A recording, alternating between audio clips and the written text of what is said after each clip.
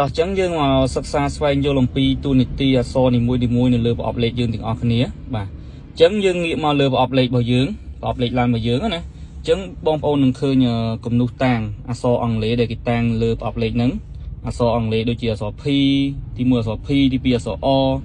ទី3អក្សរ N D លេខ2អក្សរ L ចឹងមកបាទចឹងខ្ញុំនឹងបញ្យល់លម្អិត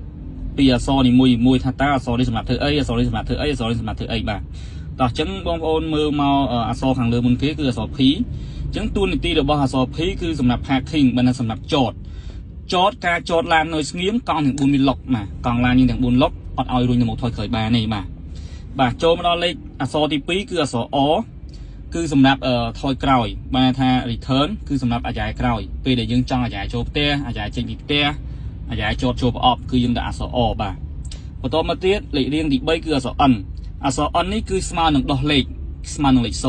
0ការចតអក្សរ N នេះឈប់ស្មើនឹងឈប់ N ហើយ P នេះ N អក្សរ N ហើយនឹង P អក្សរ P គឺជារៀងគ្នាវាខុសគ្នាត្រង់ថា N ឈប់នៅស្ងៀមកង់ទាំង4វាអត់លុកទេរុញទៅមុខថយក្រោយបានប៉ុន្តែចំពោះអក្សរ P គឺកង់ទាំង4វាលុកចតនៅស្ងៀមបាទ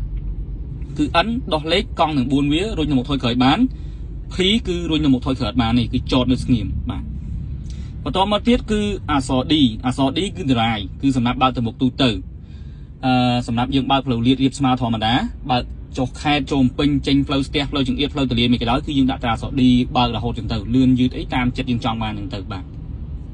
បន្តមកទៀតលេខ2នេះគេប្រើសម្រាប់លេខកម្លាំងលេខ2នេះដូចតែ D ដែរទេគឺទៅមុខតែគេប្រើសម្រាប់ពេលប្រើកម្លាំងគឺសម្រាប់ប្រើកម្លាំងឡើងភ្នំ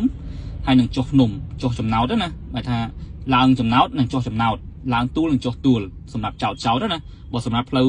ចោតដោយស្ពីណាកែក៏គេមិនបាច់ប្រើដែរបាទបន្តមកទៀតអក្សរចុងក្រោយគឺអក្សរ L អក្សរ L គឺគេប្រើសម្រាប់ជាប់ផុងពេលឡានយើងមានបញ្ហាជាប់ផុងចូលផុកជ្រៅណាឬក៏ប្រើសម្រាប់សណ្ដោងគេអ្នកជាប់ផុងឧទាហរណ៍ថាមានឡានណាមួយគាត់កំពុងតែជាប់ផុងហើយត្រូវការជំនួយយើងទៅជួយគេយើងដាក់ខ្សែសណ្ដោងយើងដាក់អក្សរ L សម្រាប់សណ្ដោងពួកគាត់បាទអូខេអញ្ចឹងនៅលើប្រអប់លេខឡានដែលខ្ញុំពងបញ្យល់នេះគឺមាន6អក្សរអញ្ចឹងអក្សរ P អក្សរ O អក្សរ N អញ្ចឹងបងប្អូនត្រូវស្គាល់អក្សរវាទាំងអស់ហ្នឹងទាំង6អក្សរទូនាទីសម្រាប់ធ្វើអីអញ្ចឹងណាប៉ុន្តែលេខអក្សរដែលយើងត្រូវការចាំបាច់ប្រើប្រចាំថ្ងៃរបស់យើងណាគឺមានតែ3ឯងដែលយើងត្រូវប្រើទៀងទាត់ជានិច្ចរបស់យើងអញ្ចឹងទី1គឺអក្សរ P ទី2គឺអក្សរ O ទី3គឺអក្សរ D បងប្អូនប្រើតែ3ហ្នឹងឯងសម្រាប់ការប្រើប្រាស់ប្រចាំថ្ងៃគឺ D គឺសម្រាប់យើងបើកទៅមុខគឺយើងបើកទៅមុខទូទៅយើងទៅចូលចង្អៀតចូលស្ទះចូលទលាយអីគឺបើកដាក់ D រហូតចឹងទៅទី2គឺអក្សរ O នៅពេលដែលបងប្អូនចង់អាយ៉ែក្រោយអាយ៉ែចេញពីផ្ទះអាយ៉ែចូលផ្ទះចឹងទៅហើយនឹងទី3